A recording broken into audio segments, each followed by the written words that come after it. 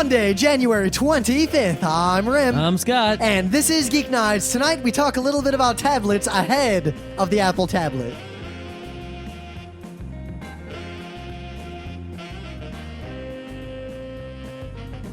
Let's do this. Well, I actually bought my new computer. It's sitting completely built and working. Completely unnecessary new computer. Completely built and working. You're and a prosthetic schlong. Sitting next to me right now, but I'm still doing Geeknights on the old computer because the whole point of this was that I can set everything up on the new one without interrupting Geeknights any further than we've already interrupted it for the past, all the holidays and moving the studio. You're always and like the slowest to set up computers. If I get a new computer, it's working like the next day, 100%. Well, no problem. I didn't get all the parts until, not that long ago. And the day the video card came... Yesterday or earlier? The day the video card came, it was booted. And then I went out of town for the whole weekend. So I just got back. I don't go out of town when computers are coming in the mail. Yeah, I was debating skipping my out-of-town obligation, but I'm glad I didn't because it was actually really fun and relatively productive. Mm-hmm. Alrighty. But I don't really want to talk about that, what I was doing, because that's like anime stuff that Monday people don't care about, I assume. It's not a topic of conversation for this moment in time. No. It is for a later time. But the computer, a couple of notes. For $150, I got a 32 gigabyte solid state drive, and I installed Windows on that. This wouldn't have worked if I'd gotten the bigger Windows with that stupid XP compatibility mode, but the only thing I needed that XP compatibility mode for was Cool Edit, and I decided I'm not going to bother with Cool Edit anymore. Oh, that's why. Okay, yeah. The Windows. I don't understand why anyone would buy the professional version. There's one reason to. If you're a company, you need it to do all the domain stuff. What do you need it to do? If you want to connect to the domains in certain ways, you really need that version. I'm trying to find that stupid chart. Oh, here's the chart. Okay. Yeah. The domain joining. You need to do that. But the thing is, right? If you are a company and you're buying like that, then you have a site license. So that shit it doesn't matter nearly as much as if you're buying an individual copy. Which is why, it's like, I think they could actually help themselves out a lot. It's like, okay, for home people, they should only have Home Premium, and that's it, right? Because if the Home Premium were sort of halfway between the price of the Home Basic and the Home Premium... I take issue with them even calling it Home Premium, because there's no non-premium version. No, there's Home Basic. There is? Yes. That didn't even show up. It's basically useless. Wow. It has nothing that you need. I didn't even notice it. It doesn't have it. Windows Media Center. It doesn't... Ooh. Right? Windows Media Center is not that unuseful. Okay, so here, I got the chart, right? So, yeah, you don't want Home Basic, basically. No. Oh, no, it's called Starter Edition. Wow. Right? Yeah. What I don't get is the Home, the Ultimate version, doesn't offer anything to make it worth the money at all. All right, so the professional one gives you XP mode, which is pointless because... Why do you need XP mode if I can just get VirtualBox for free? Again, corporations need it because it is better than virtualizing because there's no such thing as para-virtualized. It is virtual. All it is Microsoft Virtual PC. I mean, the reason, as far as I can tell, it makes the Windows install much bigger. That's the main reason I didn't get it, because if I got the XP compatibility mode, Windows would not have fit on the 32 gigabyte solid state drive. I would have had to buy the 64 gigabyte solid state drive, which would have made my computer stupidly more expensive. That is pretty much the reason I did not get any version but Home Basic, because I didn't want to get a bigger solid state drive for the OS. Mm-hmm. No, but I mean, they sell Home Premium, Professional, and Ultimate, right? These are the three versions they sell, Why do they even sell the Professional and the Ultimate individually? In stores. I can understand that they should have them in a secret place on the website for the few people that actually need that. Yep, a link, I'm a business person who needs one more license. You click here and they've got that. Right. There are a very, very small number of actual people who need Professional and Ultimate on an individual, retail price. I would argue Microsoft is very smart with the Ultimate. Ultimate doesn't offer any tangible benefit. Really? Well, but by selling it in the store, if you have Home Basic Premium and Ultimate with the black, people that don't know better will say, yeah, I want the biggest one. I want the one that goes to 11. They might sell a few copies of the biggest one, but I think that they would do a lot better by, reducing consumer. Remember that guy? He talked about how when people are given a whole bunch of choices on their 401k of what to pick, a lot of them just end up not picking because the choice is too difficult. With Windows, that's not an option. for most people. They're not going to use Linux. No, but I'm saying is that a lot of people might choose Mac instead, whereas they should just say, go to the store and it's just Windows 7, and there's only one of them, and it's home premium, and it's, I point out the vast majority of people will never buy a Windows operating system. They will buy a computer that just has a Windows on it, and they don't know or care about that beyond the point. And when they get to the point... But they might sell more retail-y and make more money if they did what I said. I think they would. I don't think they will. I think those people just buy a new computer. Yeah, I think that is a problem, is that there are a whole lot of people out there, like, they basically break their computer in a software way, and they get rid of the hardware, and we need to do something about that. Of course, we have the opposite problem of Scott and I had acquired enough hardware to build like 4 or 5 working computers, but it was so much of a pain in the ass to get all that old Athlon stuff all working with itself. The problem is that we were trying to dispose of it responsibly. We could have just thrown it in the trash, 90% of people do. I'm saying a lot of people, like, we could have taken all that and made a whole bunch of working computers. But we have more computers than we need working already. And there's plenty of places you always see on the news, like, we take old computer parts and make working computers, and then we give them to poor people. And I'm like, dude, I'll totally bring my computer parts to one of those places. They're so hard to deal with. Those places, there weren't any nearby. I searched on Google. It's like there was like only maybe 2 of those, and they're in California or something. It's like there was no one in the area who would take our stuff easily. There was one in like the Bronx that we had to go to during the day between like 8 a.m. and 5 p.m. and physically give the stuff to them and pay them for the privilege. Yeah, it's like, no, that's just not going to happen. And sadly, you wonder why you find so many, dangerous, toxic computer components just thrown out in the woods. It's why. It's because if you're a responsible person, you'll do it. But if you don't care, it's a lot cheaper to just chuck it. Yeah. And there's no way to catch these people. No, there's no way to. And the thing is, even though there are responsible ways to get rid of things, they're not everywhere, and they're not all convenient. If you're not convenient and you're not everywhere, you might as well not exist. It's like, because the amount of coverage you're getting is basically not enough to make a difference. You need to, if you want to be a computer recycling place, you need to accept things from anywhere, and you need to not charge people money to take their stuff, and you need to be open at all hours. People need to be able to walk up at 9 p.m. after work and drop off their shit. But, other interesting notes, I got that Antec 900 that everyone's getting because it's pretty much the best non-crazy expensive PC, like, mid-tower ATX case there is. Except it's kind of ugly. But other than being ugly, fuck. It's super ugly, but functionality-wise, it is pretty much great. In fact, the inside of it is a lot better than the much more expensive, much more quote-unquote nicely designed case that I had for my old computer. That looks a lot better. Yeah, the old computer looks a lot better. Well, that's the Antec P180, right? Yeah. It's got that nice door on the front. It's got like the really cool cable channel. Yeah, I had the Antec Solo, which is just perfectly fine and normal, except the front door is kind of bleh. Oh, this front door, people were like, the front door is going to break off immediately. And I broke the front door off immediately. Yeah, they're really bad with doors. Thing is, the door, I don't know, I never open it anymore because I don't need my DVD drive. But, yeah. But I realize more and more that all the things that the more expensive cases have to offer are things that I don't need anymore. I mean, I used to need like the ability to pull out my hard drive cage because I'd like swap out hard drives, install new hard drives. I never opened this P180 after I built it. You should have gotten the acrylic cowboy. I like the acrylic cowboy. There's a lot of cool cases like that now. There's a whole bunch of competition in the like acrylic cowboy market, in the exposed motherboard case. I guess strata. Some of them look pretty cool, but I worry about dust. Well, it's not supposed to be something that you use. Some of these are definitely use all the time cases. I question the logic there. The acrylic cowboy is not a use all the time case. All right.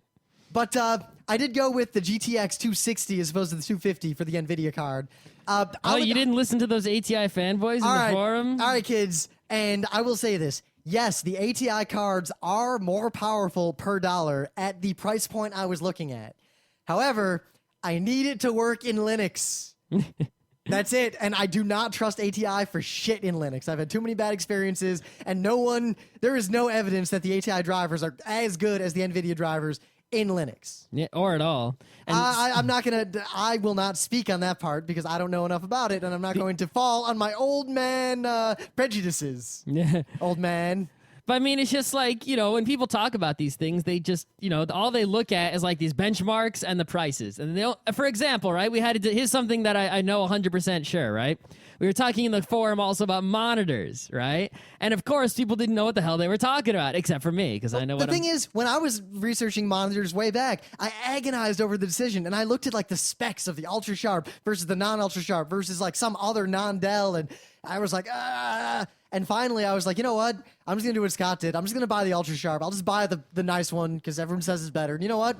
It's perfect. Yeah, the thing is, people are like, oh, Scott Johnson, right? It was a big Newegg sale during like Black Friday or whatever. He bought like 2 big old LCDs that were wicked cheap, like $100-something bucks. And he was like, oh yeah, I'm so awesome. I got these giant cheapo LCDs. And I'm like, these LCDs are not so great. First of all, they have a glossy screen, which gets lots of glare in the sun. But that's just a personal preference. Yeah. Maybe you don't have any sun, and then it looks kind of nice. The shininess. I'm 50-50 on glossy versus... I don't like the glossy at all. It depends. Like some laptops get away with it. But like, that's a preference, right? Yeah. The point is that people look at all these stats. They look at maximum resolution. They look at refresh rate. They look at contrast ratio, which is usually completely false. You know what they It's forget? like thread count, right? You can't look at contrast ratio. You know what everyone it's forgets totally to look lying at? to you. The most important things, kids, that everyone forgets to look at is 1, how well does it swivel and tilt? Yes. That is more important than half the other stuff on it. Yep. 2, it better have at least 1, if not 2 DVIs. Otherwise, what's the point? Yeah, what inputs does it have? And 3, check out the horizontal and the vertical viewing angle because those cheap LCDs usually have a shit vertical viewing angle. That's true, too. And they can't swivel that well, so you're fucked.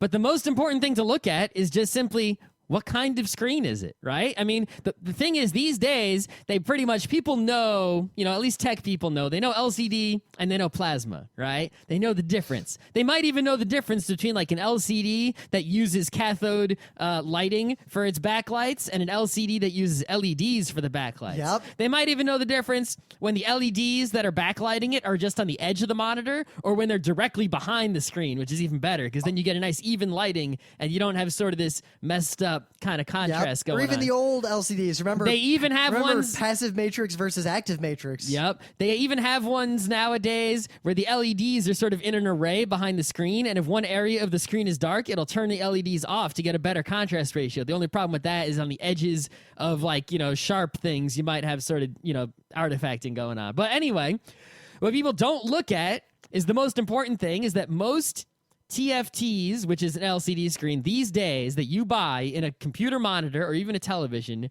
are twisted pneumatic, right? That's how they work. And a twisted pneumatic TFT is only capable of displaying 6 bits per color. That is 612 18-bit color. 2 to the 18th power is like 200-something thousand.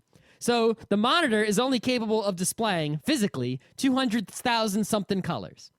An IPS screen is the only LCD monitor that is capable of actually displaying 16.7 million colors, which is what your computer is rendering. That's why you bought that expensive ATI video card that renders 32-bit color. Except I will point out, back in the days of CRTs where you didn't have to worry about that, Yeah, CRT could always display 16.7 million there was that colors. long period, but when LCDs just could... I remember you bought one of the first LCDs with a low enough refresh rate to actually work for gaming. Yeah, the 12 millisecond. Yeah. Yes, Samsung's, yeah. Of course, now my... One of them's right over there. I see it. I think mine has a 6 millisecond. My TV claims to have, I think, a 4 Right, millisecond. now the IPS monitors do have, lower refresh rates than a twisted pneumatic, but they still get 60 hertz, which is enough. That's perfectly fine. That was more than the way it used to be a long time ago. Yep, I'm happy to get 60 FPS in every game I play. So, you guys have these, you'll see a guy, he'll have, 3 video cards lined up rendering these beautiful 32-bit color scenes, and he'll only be seeing 200,000, a mere fraction of the different colors. There'll be like a leaf, and the leaf will have 1,000 different greens, and he's only seeing 3 different greens because he's monitor his poop, and he doesn't even realize it because people can't actually tell with their eyeballs. Well, think about, I was trying to buy a TV, right? I ended up getting that one, a pretty nice Samsung. Mm-hmm. But what I noticed was that there were 4 different price classes in the 52-inch range. And if you didn't know what all these specs mean, there's you look at them all, these TVs are all identical, except that one of them costs $3,000 more than the other one. Mm-hmm. And it had to do with what kind of backlight, what kind of refresh rate, and all that stuff. Well, I don't want to say all that stuff because half of it matters and half of it's bullshit. Yep. Like Scott and even said some of it does matter. Like contrast ratio does matter. The thing is, the number they tell you is wrong. Yep. It's like if you go to the store to buy some, like I was just saying, the thread counts on sheets, most of those are lying to you. Like you go to the store, it'll say like 1,000 thread count. It might be like 500. They could just lie on that shit. Or they use some other definition that doesn't quite jive with what's really there or on average. There's actually, if you go on the internet, you can go and it'll tell you which brands of different bed sheets, and it'll say reported thread count, actual thread count. And some of the brands have, slight differences, like, reported 500, actual 475. Some are like reported 1,000, actual 100. So you can usually tell, though, by the price of the sheets and also by opening up and feeling them. Yep. Well, think about it. You get what you pay for. And while it's easy to overpay for something that doesn't live up or doesn't do what it says it does, like Monster Cable, it's equally easy to buy something that is cheaper and not understand why it's cheaper and the fact that the more expensive one is actually superior. Yes. And a lot of times, the more expensive option is a better value per dollar. Mm-hmm. Which, honestly, it sucks if you don't have enough money to buy the best value per dollar part, like processors, right? I got the Core i7 920. Okay. It was like $288. Okay. Now, if you look at the curve, it's the best dollar per performance in the Intel Core i7s because the next one up is like $480. Oh, yeah. And the next one after that is like $700. And they're only marginally faster. And the next one under it they're is basically the same thing, only crooked slightly so. But the next one under it is like $250. So there's obviously like the price per dollar gets to this maximum value point. If you buy something more than that, you're basically saying, I'm willing to spend a ton of money for like a 1% performance increase. But if you buy below that, you're basically saying, I didn't have enough money to buy the maximum value, and it totally sucks for me. Yep. That's just sad. Yeah. Of course, really, if you're going to buy under the maximum, like the optimal price point on the highest end Intel, like the i7, you should go buy a dual core instead because you'll probably be better off. off. Core 2 Duo is still holy shit awesome. I mean, I have one. It's already wicked old, but it's still one of the fastest and best chips out there. Yeah. I mean, the Core 2 Solo the Core Solo was pretty good. It's okay. I mean, I have one on my laptop, and it's a little... For its time. Yeah, it has a little trouble with high-def YouTubes. I want to point out, for anyone who doesn't realize, when I bought the new computer... But that's also partially because it has the integrated Intel graphics. I ended up having to buy 6 gigabytes of RAM, and I didn't want 6. I only wanted 4. I wanted exactly 4. Yeah, there's no reason to have 6. However, triple channel, I needed 3 DIMMs. So basically, my choices were 3 gigs of RAM, not enough, obviously, or 6 gigs of RAM, too much. So I had to buy the stupid 6 gigs. Luckily, G-Skill... I would have done the same thing if I had also the triple channel. But luckily, G-Skill, they have this pack of 3 2-gigabyte DIMMs that is cheaper than a lot of 4-gigabyte packs. If only you could have gotten 3 1.5-gigabyte DIMMs. I know. I considered getting 6 1-gigabyte DIMMs just to fully load out all my DIMM slots, but... No, that's stupid. Yeah, because in the future, you might be able to get like 3... maybe something crazy will happen. There'll be some crazy app that just uses a shit ton of RAM. You'll be able to buy like 3 4-gigabit DIMMs and go tick, tick, tick. My philosophy with RAM is that's one of the biggest things you can revitalize a computer with when the RAM it uses is dirt cheap. Oh, you want to hear a funny story? Uh-oh. So my aunt, right, she had a computer, and the computer was really slow and blah, right? And it was obviously because she filled it with full of crap. It was some e-machine, right? It was like the company that made it was e-machine, but it was just a PC. So I check it out, and I'm like, all right, there's nothing really wrong with it. It's just full of blah. And she really didn't have anything on it. All she did was like go to Facebook and stuff. So I'm like, I'll just wipe it. So it had a Vista disk it came with. So I reinstalled the Vista, and it worked. And it was significantly better, but it was still slow. And I realized it basically only had 512 megs of RAM, yet it shipped with Vista. Oh my god! Think how fast. I mean, my video card has more than that. So now. 512 megs of RAM is not enough to run the Vista that this thing came with. So obviously, it was one of those bargain basement piece of craps. Kind of like those LCD monitors. So I was at her house. So we took her credit card. We went to Newegg, and I ordered the maximum 2 gigs of RAM for that computer. It was probably dirt cheap by that point. It was like $40, and I was like, as soon as you put this in the computer, it's going to be amazing, right? So they ordered it, and it showed up, and I explained to my cousin like how to install it. I'm like, you put it in these slots here, right? I heard the other day from my parents that they tried to put it in while the computer was on, and they fried it. I told them to turn it off, but it's like I thought you were going to say, and the computer was 1,000 times faster. It would have been if they would have turned the computer off before putting it in there. Man, you know what's really cool? I told them, but they didn't listen. It's like I did. Turn the computer off, unplug it, put the things in. The servers I work with, we can hot swap RAM, CPU, motherboards. Yeah, so I'm just like, maybe they didn't throw it out. Maybe there's a chance. Actually, get this. Maybe there's a slight chance that it works, and if I go there, I can check it out and see what the situation is. The one thing I didn't do, because I'm going to buy a NAS instead, I just have one physical hard drive. I bought like the best value, like cheapest 650 gigabyte hard drive there was that was fast, just to put like all my games and stuff on and all my like working files. With AHCI, which now is supported well and fully in both Linux and Windows 7, I tried it. I can mount and dismount and connect and disconnect SATA drives without powering off the computer. So I could have used one of those backplanes and had a RAID 5 in the computer that's hot swappable. All right. I didn't because I'm gonna get a NAS or something. But it's really cool that has kind of come to fruition to where I can do that with just commodity hardware. Yeah, why not? Yeah. All right. You want to see some news? Yeah, we should get away from my computer. But my computer is a tiny god. I'm very, very happy with it. All right. So, when you're backing stuff up, right? And you need to back it up permanent like. Most people nowadays are using something like Amazon S3 to back up on the internet because you need the remote backup.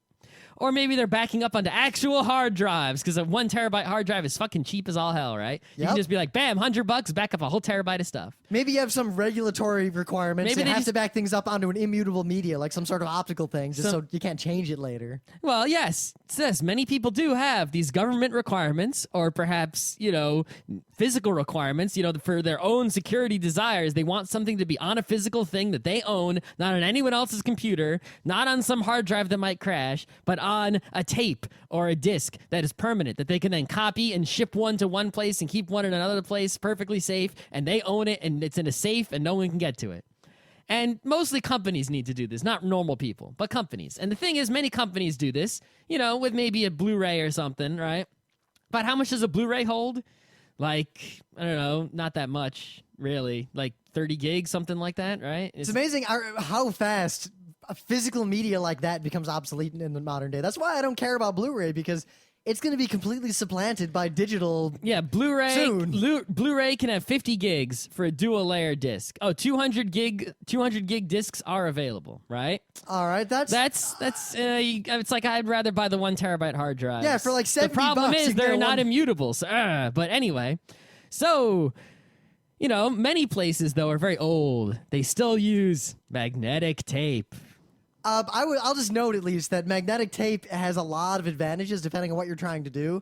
Magnetic tapes can hold a fucking shit ton of data. So, a while ago, right? They released 8 terabyte magnetic tapes, but IBM and Fujifilm, they just invented a new magnetic tape that they advertised in an awesome old school advertisement, right?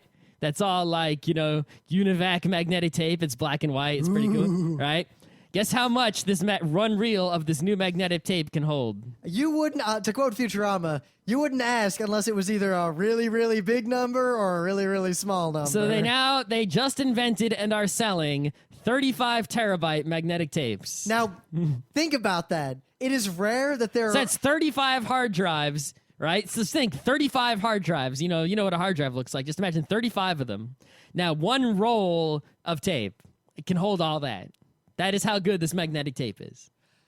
Order of magnitude. It is very rare that things jump by an order of magnitude in one technological step. From 8 to 35. So 8, 16, 12. So more than 4 times as much per tape as before.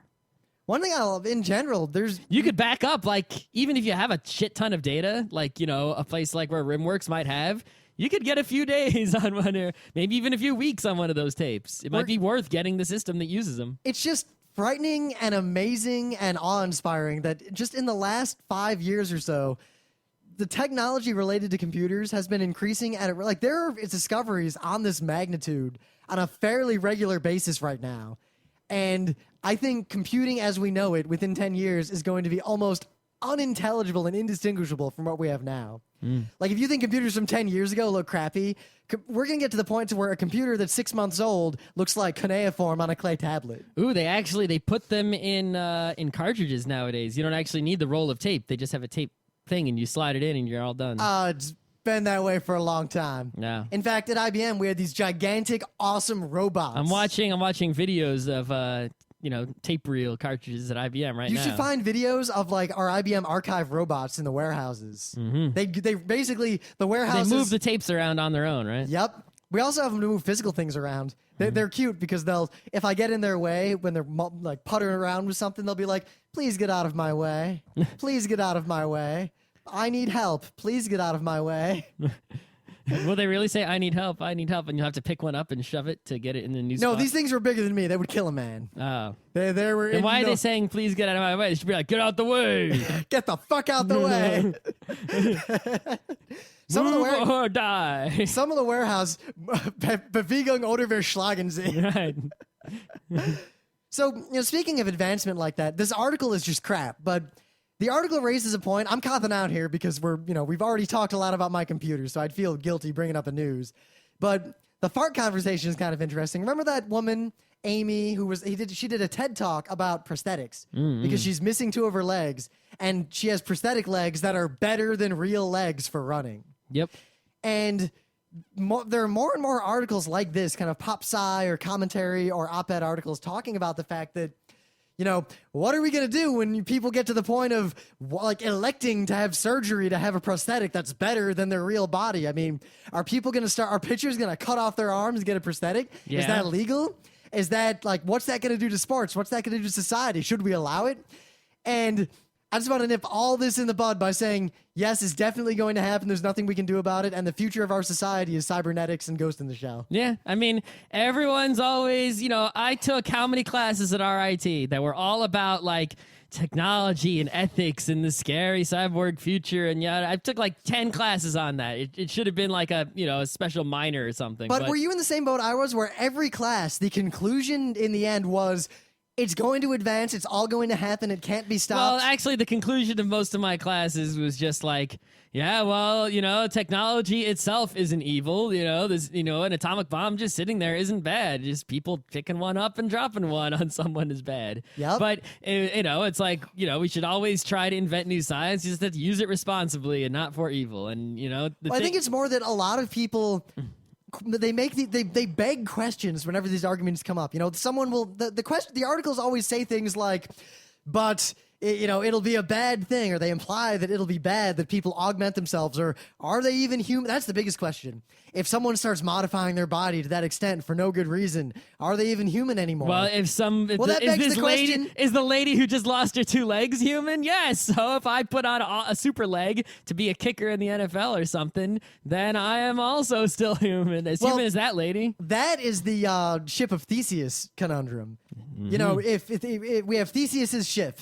It was the ship that he went out. Oh, your favorite ship of Theseus. I remember. Yes. Yeah, he kicks everybody's asses with this ship. So the people say, all right, we're going to save this ship forever. And they put it in a dry dock, and they're like, look, that was Theseus's motherfucking ship.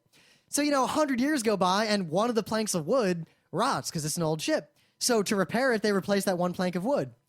Is it still Theseus's ship?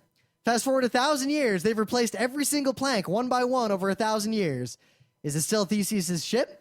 Take the same concept and apply it to your human brain. If you replace one brain cell with a chip that does the same thing that brain cell did, are they still human? It's 100% identical in every single way to that brain cell. In fact, no, forget doing a chip, right? They make an absolutely 100% perfectly identical brain cell in a thing, and then they surgically replace the other one in the exact same position. So not even a question about like electronics in here. It's a brain cell. It's just one they made outside that's exactly the same as the one that's inside. Yep, still human, chip of Theseus, all that. So to get back to the big question, people ask, are they even human anymore? The real question is, does the word human even mean anything? Yeah. It's not a matter of human or not. We're all just consciousnesses that may or may not have free will. Yeah. I mean, it's pretty much the problem is that people attach, these semantic words to emotional ideas that really have no real connection to the realities of our universe. So when we learned, and when we discover new disturbing, realities of our universe, they disturb because they conflict with the existing realities upon which all our current assumptions of language and everything else are based on. So when the foundation is shaken, everything else will be shaken on top. You just have to sort of shift over and get an earthquake-proof building, and then you'll be all right. Well, which is interesting because I just picked up R. Scott Bakker's Neuropath, and as far as I can tell, the whole kind of thread of the book is basically the idea that it takes a whole bunch of characters and confronts them with the reality that everything they do is a product of everything that came before them and cause and effect, and that they probably don't have any free will. And that's one thing. I mean, philosophers have debated that point for as long as there have been people.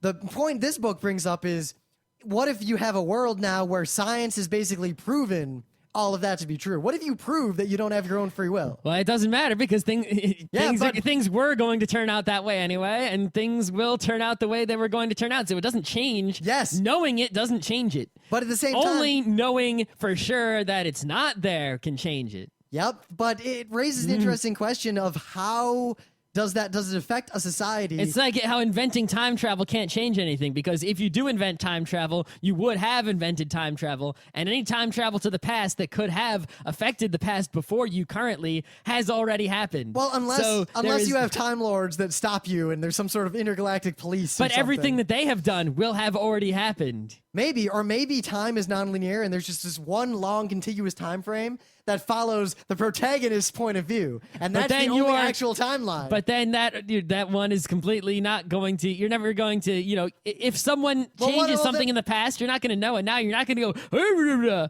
Someone just changed the past, fuckers. You wouldn't even know. You might if you're the protagonist and the entire frame of reference of the universe is around you. If you are the time traveler, then you would know that you changed the time, but your actual time, personally, would just be what it is. It would be like going on vacation to the past. Unless it was Bill and Ted, where you say things like, "Man, it was so great after we solved all this stuff, where we went back and put the blah in the blah, and then the blah in the blah is there as long as they remember to do it later." Yep. God, I gotta watch that movie again. That movie was fucking awesome. Mm-hmm. But anyway, I don't know. I wanted to bring this up because it's becoming more and more likely that in our lifetimes, we're all going to have to confront the reality of the fact that we are likely going to take human consciousness, break it down, and put it for real in a machine. Yeah. I have no doubt that in my lifetime, we will see a Ghost in the Shell style person. I believe that 100%. Yeah, but I don't believe Ray Kurzweil. He's a nut. Actually, no. I think that Shiro has a better handle on what's actually going to happen than Ray Kurzweil. Yeah, I mean, look, Shiro has the right balance of people are fucked up and will do weird stuff and have gigantic butts, but at the same time, the science will be there. Mm-hmm. Kurzweil thinks that if he eats vitamins, 1,000 vitamins a day, he's going to live forever. So now, the way to live to forever is to put your brain in a robot body and then eventually put your brain's brain in a cybernetic thing. I'm going for a Jameson body. I don't know about you. Oh, man. I'm hoping at least if they get to Jameson technology before I die, that I can go to Jameson and hold out until I can be the Major. Yeah. Because I realized talking to Emily, we're watching Ghost in the Shell Standalone Complex again. I'm watching that, reading Neuropath, and reading this article all at the same time. It made me think about this a lot. And Emily said, "Man, I hope I live long enough to just be able to have the Major's body." And I realized that my only response to that is, so do I.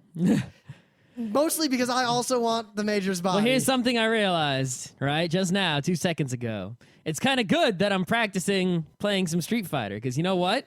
Yeah, I see where you're going with this. In the Ghost in the Shell world, right?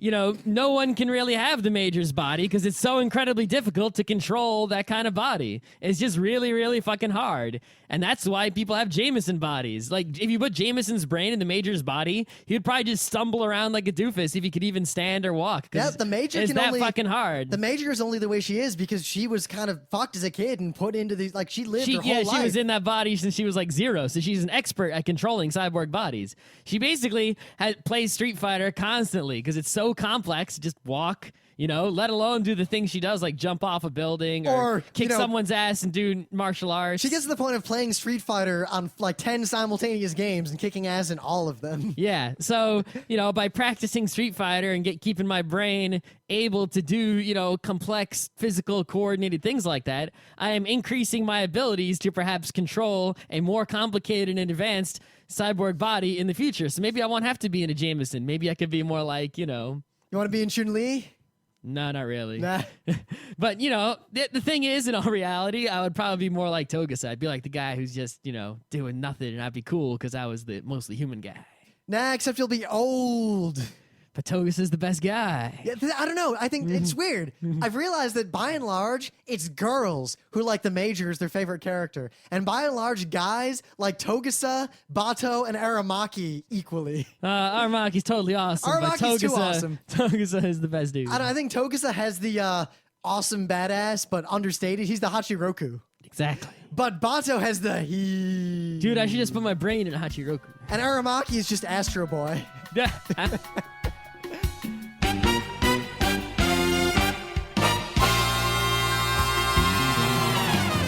So anyway, things of the day as I go back to College Humor because this is too cool to pass up. You suck. This too shall pass. It's a marching band video that is totally awesome and not on a football field.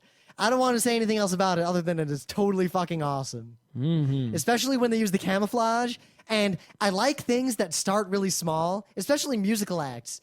Like, you start with just Freddie Mercury singing. And then one by one, you keep adding backup dancers and backup singers until there are 10,000 people on stage in a spectacle. That's pretty much all I want out of life, and this video does that to a small degree. Except without Freddie Mercury, because no one could ever get anywhere close to that. All right. So, Rim likes to complain a lot about this thing that is true about the Dvorak keyboard and how, people don't realize, maybe some people don't realize this, but there is a, you look at your keyboard, it's a QWERTY keyboard. Why? Because you look at the top left and it says QWERTY, QWERTY. All right? The QWERTY refers to the arrangement of the letters. Why aren't they in alphabetical order? Why aren't they in some other order, right? So Dvorak was this guy, not John C. Dvorak, a different Dvorak. I believe you mean johncdvorak.org/blog. No, anyway. And he came up with a different layout for the keyboard, right? And what, his logic, if you just think about it common sense wise, makes sense. The Dvorak keyboard has the most frequently used letters near the index finger and on the home row. So like the home row is like AOEURST, something like that. I forget exactly what it is. But it's like AOEURSTL. So like, you have the least, theoretically, you have the least finger movement while typing if you get used to that layout as opposed to the QWERTY layout. And there's all sorts of FUD, out there talking about how, the Dvorak keyboard is better. You can type faster and it's better ergonomically speaking and it's just better. And people just don't use it because there's some sort of evil monopoly, something. We're not going to get into it. Don't even. It's wrong. It's not better. And in fact, it's worse for the single reason that even if it is marginally better from efficiency standpoint, the whole world uses QWERTY, and you're at a disadvantage if you're required to use this one special weird one to type. Right. Well, it says here in this article at Reason.com, typing errors. The standard typewriter keyboard is Exhibit A in the hottest new case against markets, but the evidence has been cooked.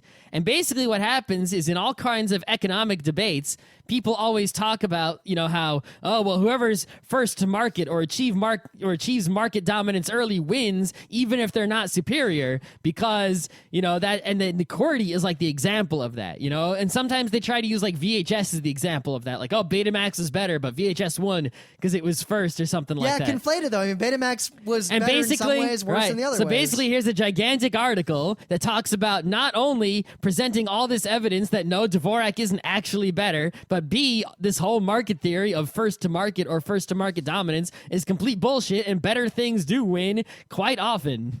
Look, the Xbox 360 was first in this console generation, and, it's beating the PS3, but the PS3 is still alive, and the Wii is outselling them both. So first to market didn't mean dick squat, right?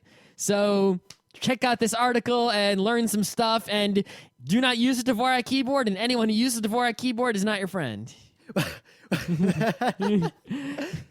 So we got to talk about the stupid Apple tablet because everyone's going to talk about it. Well, I don't want to talk about just about the Apple tablet. I want to talk about tablets in general. Because they're this weird market space that's always been really niche, and there's been booms and busts of tablets more than once. Well, I think the problem with the tablet, right, is that the tablet was sort of an obvious idea. It wasn't like it was one of those things like everyone was imagining it even before we could make it, So, it was very quick for someone to make one as soon as they could because it was just so obvious. Everyone was always thinking about it. Oh, of course, a computer that's just a screen that you hold like a book.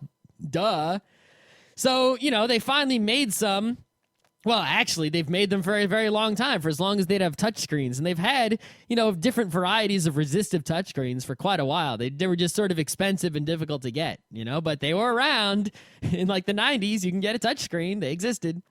But it wasn't until like the early 2000s when Microsoft actually came out with like Microsoft Windows Tablet PC Edition and like ViewSonic and all these other companies, they made tablet PCs that, were just a screen and with a stylus because it was resistive, and they had a thing where they had an on-screen keyboard, and you could write actually handwriting, and they had a pretty good handwriting recognition thing, sort of like the Newton did, which is also sort of a tablet PC. It was just smaller.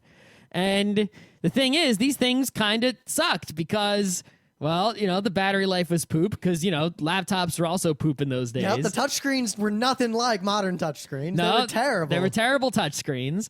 Handwriting recognition was not great. Like, it was great relative, but it wasn't good. And two, writing is a lot slower than typing. Yep. And they didn't have any sort of custom user interface. Like, you had a Palm Pilot, which had, a little area you could draw on that was touch sensitive, right? And those are all right because the whole thing was made assuming that you were going to do that. But a tablet PC was just a copy of Windows. Your web browser that was on there was not designed to be used with, the tabletness. So basically you would touch the location bar and then you would have to use the handwriting recognition to put in a URL or the on-screen keyboard. And then you get a web page and it's like you couldn't pinch and zoom it or scroll it easily. You had to use the stylus on the scroll bar to go up and down. You couldn't just sort of scroll up and down with your fingers or whatever. So they're pretty much absolutely terrible and useless, and they never sold, and they couldn't even think, they made these things, and they said, well, who the hell wants one and what for? So they tried to think, like, oh, well, doctors are going to want one because they stand up and use the computer, like they are imagining like a doctor standing next to a patient's bed with this tablet PC instead of a clipboard full of stuff, or like, maybe someone who's out in the field, like a construction site, will use it because they have, pretty much they imagined any job they could think of where they could imagine a person holding a clipboard, and they thought that was the person who needed the tablet PC. Now, I will admit they forgetting that all of those people on their clipboards had like these very custom and specialized forms that they were filling out that they would need to write custom applications for to go on the tablet PC, and those applications were never written.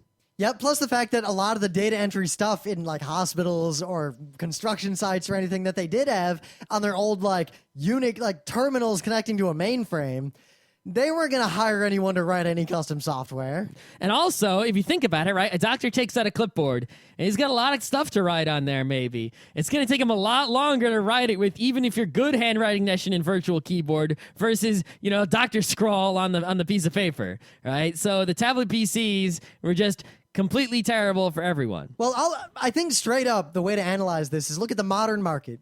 There are two primary, in my opinion, well, I guess now there are three markets for a tablet PC. I'm talking like a large tablet, like a and PC. All of the people making them are completely ignoring these markets. Yep. And they're going for markets that do not exist. And the weird thing is, these three markets are almost all completely mutually exclusive in terms of what the people want in their tablet. Exactly. Market the first, because they're the easiest ones, the people who want something new and shiny. They want a crazy Apple tablet that looks all fancy. They'll and buy cool. whatever you make, so it doesn't matter. Yep, make it really expensive and shiny. It's just a gigantic iPhone. They'll be happy. Yep. It doesn't matter what it is. It could be poop on a stick. They'll buy it. Now, market the second is artists, but the vast majority of tablet PCs are terrible for drawing compared to like a Wacom or a Cintiq. Yeah, well, here's the problem, right? Is that okay? The Wacom tablet, even the the cheapo Wacom tablet, which isn't a screen, it's just a touch pad, right? Is good for artists. It has the pressure sensitive pen thing, and right, and it's still pretty good. And even the cheap one, it's just smaller. And it's not as good as the more expensive one. Of course, the more expensive one is greatly superior, but it's still good. The thing is, the touch screens on, tablets and iPhones, right? They have the resistive touchscreens like the DS, where you have to use a stylus, and they have capacitive touchscreens like the iPhone, where you have to use fingers and a stylus doesn't work. And the thing is, capacitive touchscreens are very precise, but they can't really do pressure sensitivity. All they can do is sort of, multi-tracking of, multi-fingerness, multi-touch, and do it. Multi-pass. Yeah, and they can do it precisely, and they can tell taps apart from drags. But they can't tell like hard and soft presses. They have no idea really, So those don't really work for drawing. And the resistive ones, those don't really work for drawing either because they're so imprecise. Only the Wacom style sort of electro ones where the pen has some magic in it, those ones actually work for drawing. But they never put those in the screen of any laptops ever. Well, part of it, look at a Wacom. There's no screen under there. They don't have to worry about like the durability of the screen, anything like that, scratching it. Yep. It's just an input device. Well, I was about to say, they have the Cintiq, and the Cintiq is exactly what you are saying. It is the Wacom screen on top of a monitor. The problem is, it's not a laptop or a tablet. It's a monitor. You have to plug it into the wall and connect it to a computer with like a DVI cable and USB cable, and it takes a lot of electricity and it's gigantic. You can't like bring this thing, around with you and walk around drawing trees or whatever you're going to do, right? You have to put it on your desk,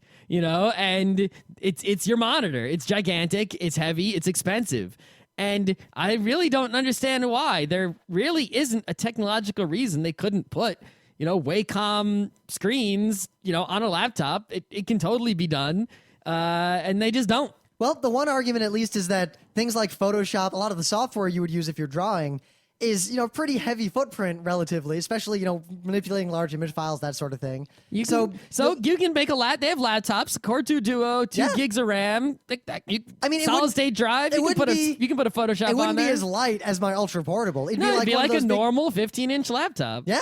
Plus, you'd want it to be a normal 15-inch laptop so you get more room to draw. It'd be harder to draw, I imagine, on like a tiny, weird laptop, like a netbook. You don't have a lot of room on there. Now, you could go one step further and have the Cintiq style screen that can be detached and used as a Cintiq style screen at home, or you stick it to your laptop. See, the thing is, if you could do that, you could sell that for a lot of money because it's sort of like, hey, this not only is it a laptop, but you can plug this into your desktop computer and you won't need to buy a Cintiq also. So you can use this to draw on itself or on any other computer with a USB cable. You could probably charge $1,500 to $2,000 for that just because it's doing the work of two devices. Yep, I guess that's the second market segment that really is not being addressed at all. No, and there's a lot of money to be made there, even though it's definitely a vertical market of just artist people.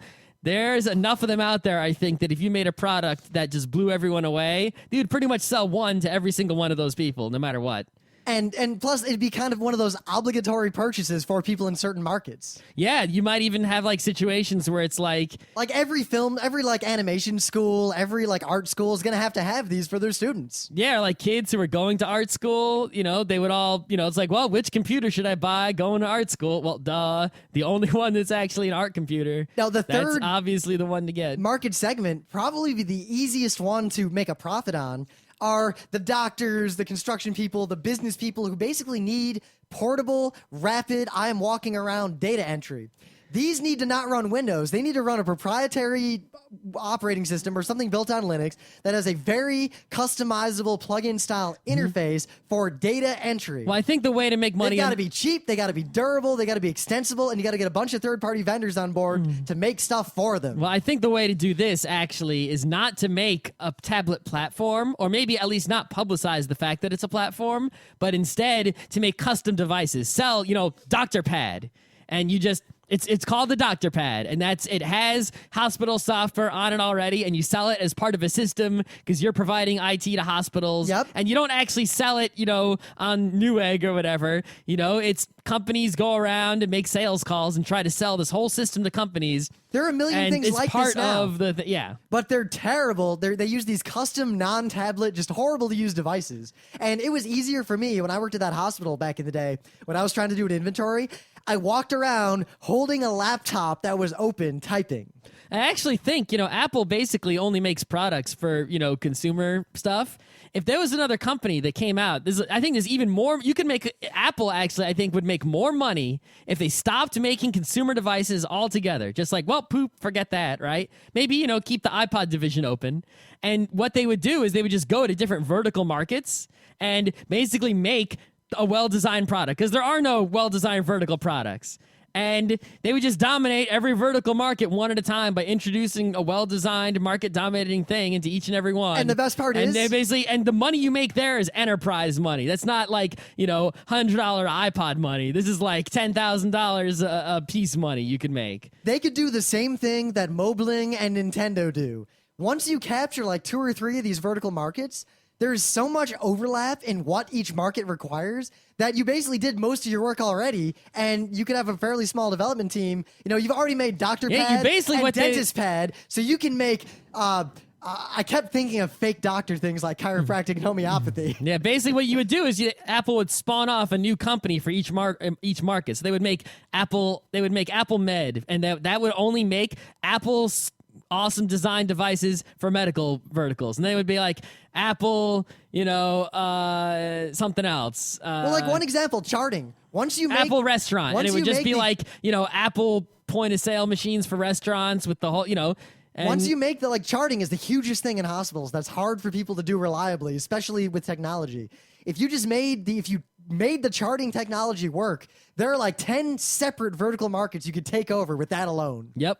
And, people just don't go for that. That's why everything people use at work is horrible and poorly designed and terrible, because the companies that know how to design things don't go into those markets. I think and it's just these terrible, old, nasty companies. There's an article and if someone hired some designers and went in to the verticals, they would rake in the dough. There was an article a long time ago about why you see certain kinds of businesses in certain places, like in airports, on military bases, stuff like that. And it had to do with the fact that the companies that get these large enterprise-style contracts are not the companies that make the best product or have the best pitch or have the best price. They're the companies that have the best skill at negotiating the bureaucracy. Yeah. So their primary skill is getting into these big contracts, not necessarily executing them. Yep. So if you could put together some people who could make a better quality product, and also the people who are better at getting into these projects, contracts and navigating bureaucracies, you could just pretty much blow every single competitor out of the water. They have no chance. This is why, things like Oracle and Cisco have way more money than anyone else, compared to, say, Apple, or anyone cool, because cool people can't do that kind of stuff. Only the boring people can get in. Even though there's more money in the boring if you're willing to do the boring, but that's because a lot of people... no one does the boring well. I think the biggest, you could take over the world, be even bigger than Google, bigger than anyone else, if you manage to be the first company to do the boring well. This is what high school guidance counselors need to remind people. They got to go to these kids and be like, look, you could be a professional juggler and live your life that way, or you can make a ton of money by doing the boring shit no one else wants to do. Yep. And then retire at 30 and live with your millions and go juggle for fun. Or you can work in a gas station because you did terribly in school and you're obviously a moron. That's all you're going to be in life. I just hate to break it to you. I know I'm supposed to worry about the self-esteem bullshit, but listen, you got to face reality here, kid. Nah, in reality... The gas station. Maybe you could be the gas station manager. See, and you know what? If maybe you work at it, learn some mechanics, maybe you can be the gas station owner. That's about it for you. There's another tack to take with those kids. It's not a federal crime if you don't rob a federally protected institution. Here's a mask. This is your best shot. Yes, rob this non-federal credit union. Rob this, illegal bookie. Or you know what, kid? He's breaking the law, too. He's not going to call the cops. You know what, kid? You got about a 20% chance of making it through college and coming out okay. Take all this college money you saved up, red or black. You got better odds. All right. But so what's going on with Apple? Because they're going to announce all their shit. I have a prediction. I'm not even going to bother. I'm going to predict right now. They're catering to the first market we talked about. Shiny, useless bullshit. Their tablet is going to be a gigantic iPod Touch. Probably. No, it's going to be between the iPod Touch and the iPhone Touch. Here's the thing, they're going right? to have like one pseudo killer app. Like it's also a universal remote that synchronizes with all your Apple stuff. Yeah, probably. And maybe it'll even sync over the air, but that's it. They're not gonna have anything. The thing is, right, even though they will probably just cater to that first market, there is actually a reason that I would want a tablet. And this is something, I know exactly what you're going to say, and it overlaps with the shiny thing market. No, it doesn't. I think it does a little bit. What do you think I'm going to say? You're going to say you want something you can lay down in bed and surf the web with. That's right. That's right. Because, right, look at this. I wake up in the morning, and if you're in your bed or on your couch, people have laptops and netbooks and things, but they're uncomfortable. That's why you see people with like the Snuggie and the weird little like pillow that holds the laptop on a tray. But even then, it sucks. Your wrists start hurting. It's just not comfortable, right? And also like on a plane, on a train, it's not comfortable to use a laptop. And if I'm doing coding or if I'm doing writing something, I need the keyboard. I need to swing it out. But if I'm not, I don't need the keyboard. It's just making things uncomfortable. And basically, a big iPod Touch would be pretty good for those situations. Because I basically lay in bed with the iPhone, but it's small and it sucks and it's uncomfortable. So the thing is, a lot of times, my iPod is too small. I'm in my house. So what do? If I want to like browse the web with the computer attached to the TV, now I've got to use like, a keyboard and a mouse all the way over to the TV. That sucks, right? Or I can go sit at my computer, but now I'm sitting at a desk. It's not as comfortable as lying on a couch. Well, I only want to sit at the desk to do work or, something like, play an FPS where I need a mouse and a keyboard. Here's what I have to say about this. All this is very simply a convergence between iPhone and Kindle. Mm-hmm. And when those two things combine, it's basically either what Apple is making or what all that technology is going to converge upon. So the world does need, I think, some sort of computer that you can use from the couch or the bed or wherever, right? That doesn't have this stupid keyboard always in the way. The thing is, I think the product Apple will make, regardless of any other rumors, if they even come out with a tablet, who knows? Maybe they'll come out with like, the Apple poop on a stick, right? I poop every day. Every day. Right? Regardless of what they come out with, it could be, it might be too limited as Apple products always are. They're going to announce it. It's going to be really shiny. It'll look great. They'll announce one, pseudo killer app that's just killer enough to where the people who are waiting for it are going to buy it no matter what. Yeah. And then they'll have one half-baked idea. It could be like the Apple TV where it just doesn't have enough functionality. It can't do everything. I'll bet their their secondary thing, not their main killer app. I'm not sure what the main quote-unquote killer app's going to be.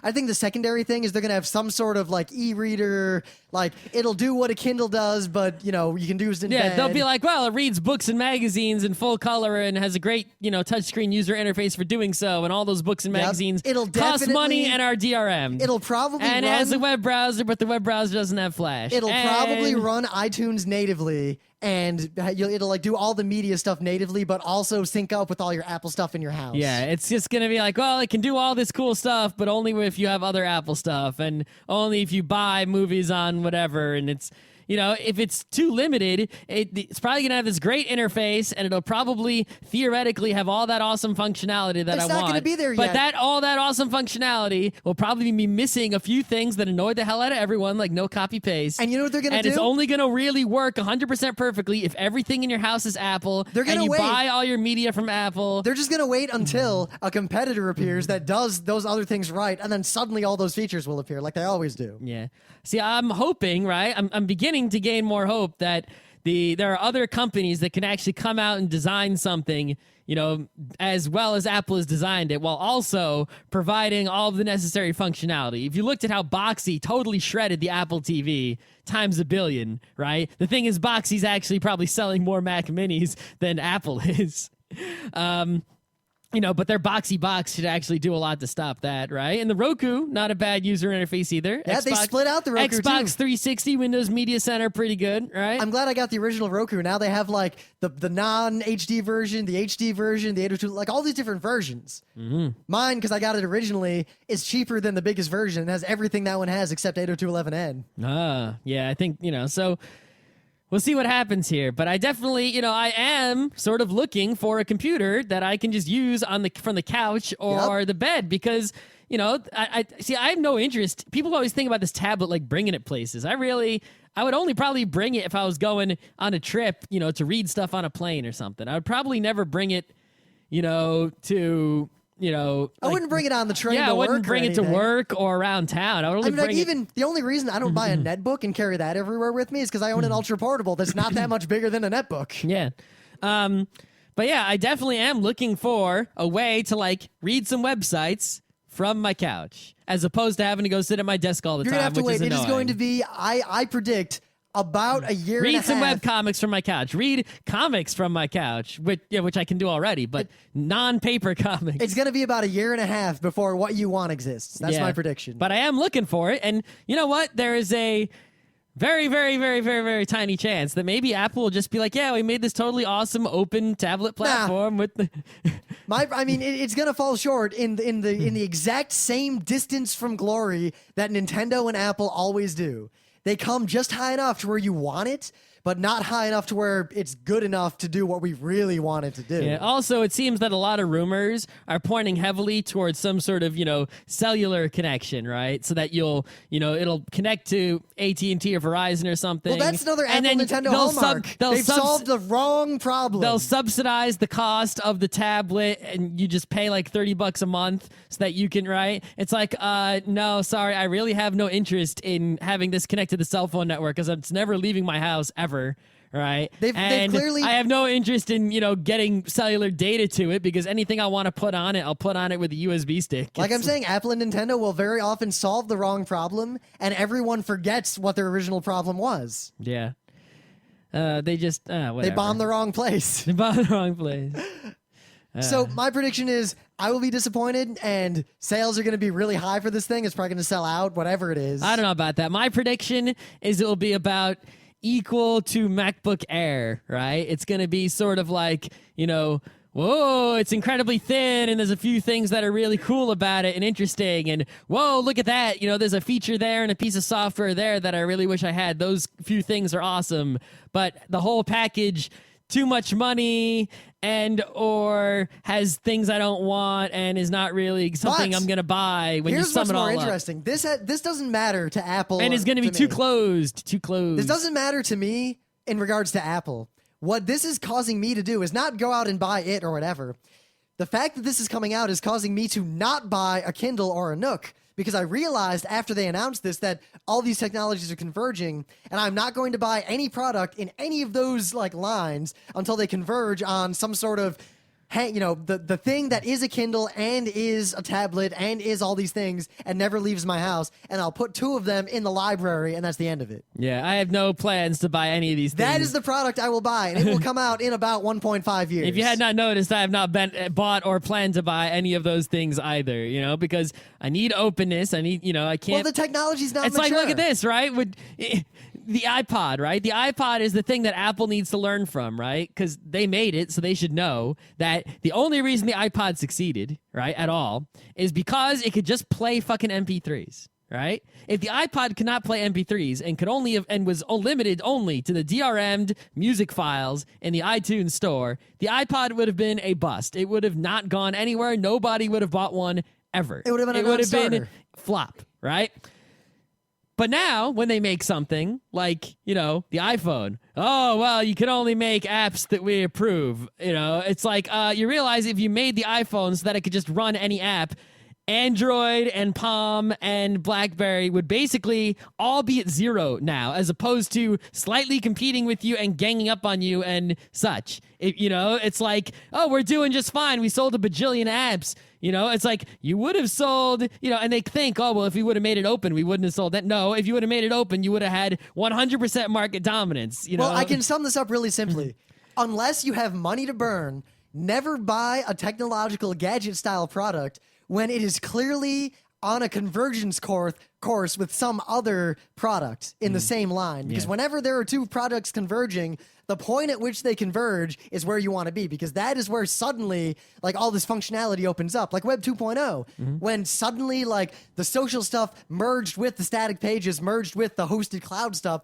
Suddenly all the crazy ideas were just common sense and just all happened at once. But see, this is why the Apple TV failed. The Apple TV, right, was limited in functionality. It could only interact with the things you bought bought on iTunes and such. Well, because media centers... Right? Whereas the Boxy could do everything. And that's why the Boxy is the win. It can play YouTubes. You can visit Hulu.com in it, even though the Hulu app is sort of gone. But you can, Well, because DVRs and media centers and all those things were all converging toward one point, and we're just about to be at the point of perfect convergence. Yep. At which everyone will buy the perfect product at that time, or maybe there'll be two competitors. So Apple needs to learn that lesson, and they need to make the tablet be able to just read, free ebooks from whatever. No, they don't. They don't need to do it at all, because what they need to do now is make their product that is on the convergence path but not there yet. All the people who don't realize this are going to buy it now, and then they're going to add functionality just as the convergence is happening to maintain their market share, and people like us will just wait until the convergence. Yeah, but you see, this is where it's like, yes, that will work. Yes, that will make them a lot of money. But the thing is, they could make 1 billion times more money. I don't think so. If they just went, it's like, oh, we don't need to score a goal now. Let's just go to like center ice and hang out. You know what? All right, let's move it. Let's go across the blue line and hang out. It's like, just score the goal now. No, what are you waiting for? It's more of a risk. It's not as guaranteed, because the convergence line, it's an empty net. It's not like the goalie's there. It might it's not an be. Empty net. Scott, you got to understand, with a business, all these lines are converging on a point. If you take one of those lines and you think you know where they're all going to converge, and you jump all the way out there early, you might just have made another Newton. No. And remember also, Apple's changed a lot, and the Apple of today is not the old Wozniacki kind of Apple of let's just go for it and make a Newton. They're not going to go for it and make the convergence point, which has a risk and a high possible payoff, when they can do the follow the convergence line and wait until other people force us to change and make guaranteed money all along that line. They can make more guaranteed money if they listen to me. Guaranteed money now is worth more than slightly risky money later to the vast majority of investors. I disagree, but that's why I invest in the companies I invest in. If I was in charge, and I had some resources, watch out. I'll admit, I would not invest in Apple if you were in charge in Apple. Why not? I would invest in competitors to Apple. Why so? I don't know. I don't think the market would be kind to that sort of risk. And right now, I think it's too soon to jump to the convergence point, because I think... Well, here's an example, right? All right, so right now, Apple Computer... Right? What's the actual market share of Macs? It's like less than 10%. It's, you see a lot of them out there. I'm talking about just the tablet thing. What's the point of convergence? It might be between tablet PC and Kindle Nook kind of thing. But it might be a 3-way convergence also with cell phone. It might be a 4-way convergence also with augmented reality. And that's the wild card. If augmented reality comes up faster than anyone expects, then the conversion point gets pushed a lot further out and is a lot more important to society.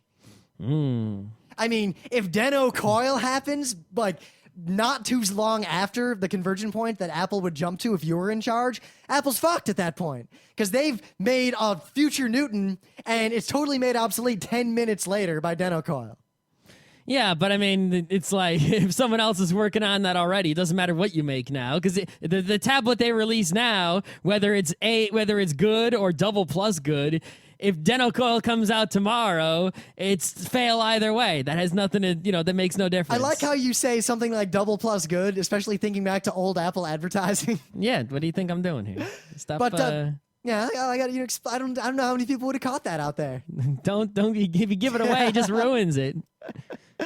But the real trick where you want to be is you got to be the dark horse that forces the convergence line way out, which used to happen a lot more often from companies like Apple. And I don't know where it's going to come from right now. It might be Google. It might be someone out of nowhere. But I'm waiting for the dark horse to suddenly announce some crazy, like, altered virtual reality kind of technology that just throws everybody off their game. I think the big problem is that just there aren't enough quality product designers in the world. There's a lot of people out there who can sort of get the right idea about something. We're running into a situation where there's not enough talent in a lot of industries, and it's surprising how hard it is to get skilled people above a certain line in all levels of technology. Yeah, there's just, so it's like Apple has these designers and nobody else, even if they can, look at make KDE, a computer. KDE or GNOME. They're not the best interfaces in the world. Yeah, people just can't, there just aren't people available to do this. No matter how much money you're willing to spend,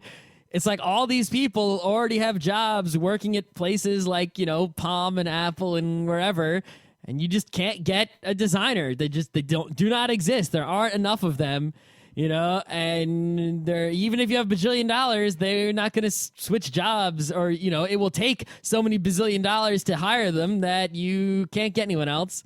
And therefore, even if you have all the right ideas, this is the exact specifications for a product that is going to win, it just can't happen because you can't get the people that can make it exist. Well, what would be interesting, imagine if, this is getting way out there, we should end on this. Or also, you can't even get the economy of scale at the factories. Imagine if what we did is, at a much broader level, force through political reform to make education in America better to the point that it found anyone with the capability to succeed in, very specific and crazy areas and gave them everything they needed to succeed. And you greatly raise the bar. Like right now, we've got this less than 1% of, ultra geniuses in any given field. Then you've got the 1% of the really skilled people. And then there's this sharp drop off after that. What if 25% of IT people were at my level? And then instead of there being 0.1% above what I do, there was 0.0001% because there's so much more talent at the high-end pool that you've raised the bar on the low levels. All those talented people would be paid and appreciated a lot less. Yes, but at the same time, the total output would increase a lot. You've raised the bar of society heavily. Yes, so with the result of that, the GDP would greatly increase due to the increased output, and the people at the top would make a whole lot more money. But because no individual worker would be more skilled than the other workers, they wouldn't be paid significantly more. That is the problem of the more you increase the average skill, the more you decrease the value of the work in the current basic economic system we have. Yes. Obviously, you could try different systems, but everything we try fails. So yeah. But if we could solve that, if we could solve that, the allocation of scarce resources, we solve. Yes, it's turtles all the way down. We know. I think we're done.